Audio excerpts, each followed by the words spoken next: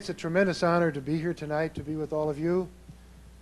There are so many heroes and heroines in this room who have been in the fight for families and for life in the public sector as public officials, in the private sector at pregnancy care centers and counseling centers, and helping people of all manner and description find their way in today's world. And I salute all of you for what you've done and for your witness. And in a very real sense, I accept this award vicariously in your name.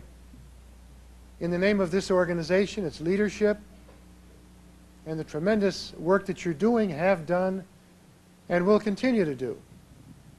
Work which, in my judgment, is the most important work an American citizen can be doing in 1996 and beyond. It gets more important every day as we look around us and see the tremendous challenge that's out there. And this is the heart of the matter. This is the bullseye, the family and life. As Deborah said, you know, and I've often said this, and I know that many of you have, if we cannot be a country which guarantees equal rights to all of our people and protects life, what's left? I said to some very eminent, but in my judgment, misguided journalists one time as I was leaving office, and they said to me, you know, you're single-dimensional because of the life issue. And I said, well, let me ask you a question. What is more important than life? Balanced budgets, tax cuts, family and medical leave, the environment?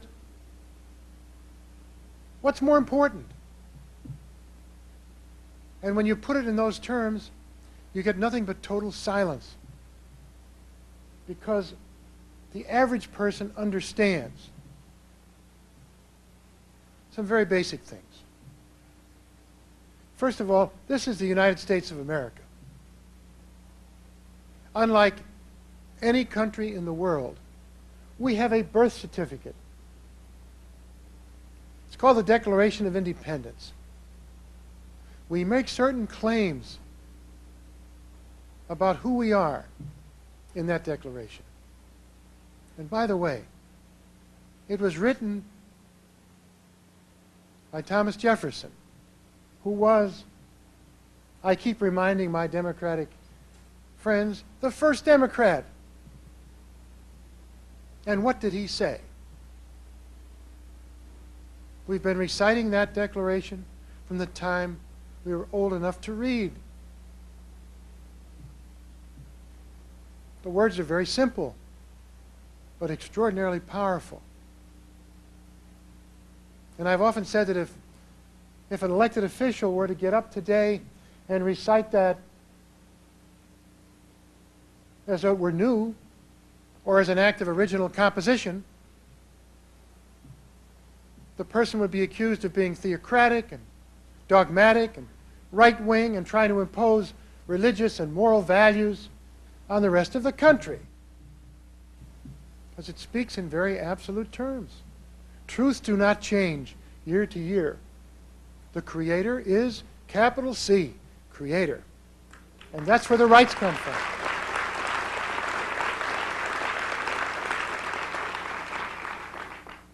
Those rights come from the Creator, said Thomas Jefferson. Therefore, they are unalienable. They cannot be taken away. Not by the president, not by a governor, not by the state legislature, not by the Supreme Court, and certainly not by the National Organization for Women. Okay?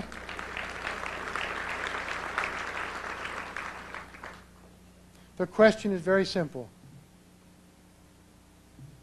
the child has no rights under our system. And that is fundamentally wrong. It is fundamentally un-American because we claim to be different. We are not China. Perhaps they can accommodate to infanticide, particularly of female children, God help us, in China, but not in America. Thank God. Roe versus Wade is like a bone in our throat. It won't go down. It's like an organ that was transplanted that the body rejected. The body of America, in states all across the country. You know, the people on the other side of this issue, they don't understand us. They can't understand that when the Supreme Court dislocated all of the most sacred family relationships,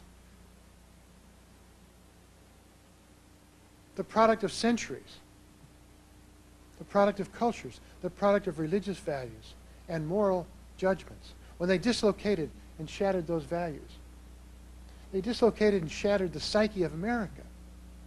And that's why it's never going to be over until legal protection is restored for the unborn child. Where it was placed originally, and let's remember this,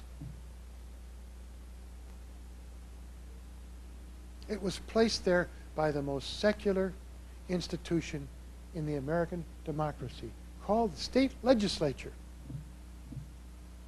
made up of people of all faiths and people of no faith. It's called the natural law. It is a universal precept. They say to me, well, you know, you're a Catholic. This is a Catholic doctrine. I say, wait a minute. The stricture against killing is not uniquely Catholic.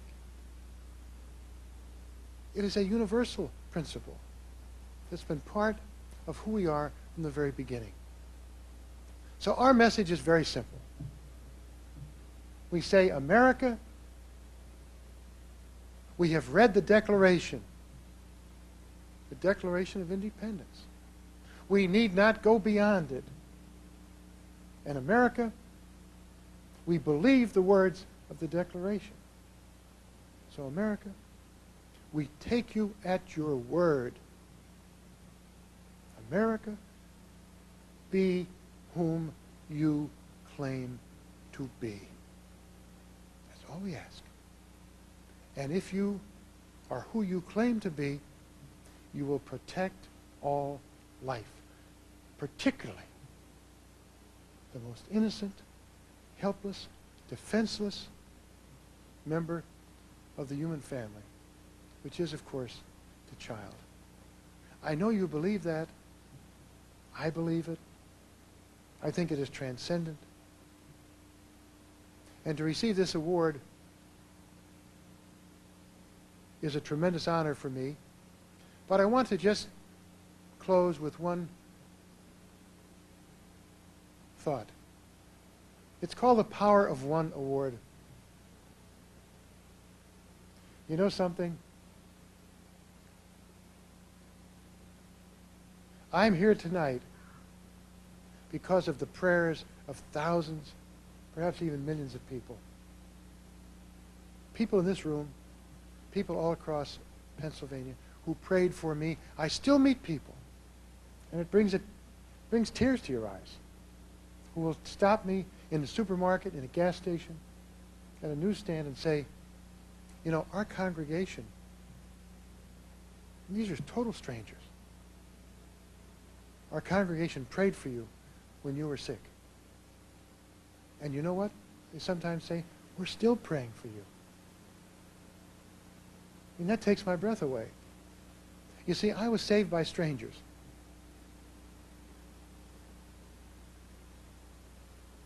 People who had no reason to want to save me. There was no bond of family or any tie whatsoever. They were total strangers. The doctor whose picture you saw on the screen, Frances Lucas, whose picture you saw, the mother of the young man whose life was taken so that I could continue to live. This isn't the power of one award, I assure you. My wife Ellen is here with me tonight. I could never have done anything in my life. And the public officials in this audience and those who work in public matters know that you can never make it unless you have a wife that gives you love and understanding and is willing to stand with you in this difficult business. So when I was on the last rung of life's ladder, literally, my wife, my family, my son Matt, whose picture you saw on the screen, reached down to me and lifted me up. And strangers, when I looked up from the bottom rung of that ladder, you know, Dr. Starzl said I climbed out of a little prison. Well, let me tell you something. There are very few people who are fortunate enough to be on the last rung of life's ladder and to look up and to see people like Dr. Tom Starzl and Frances Lucas looking down and being willing to save them. Because you know something? We need each other. There are no individual operators in this world. We need each other. And you know something else? Without loving and being loved, you can never climb from the bottom rung of that ladder back up to the top again. And I'm living proof that that's a fact. So thank you. Keep up the great work of this organization. We are winning. We will prevail. We will not be denied. Press on.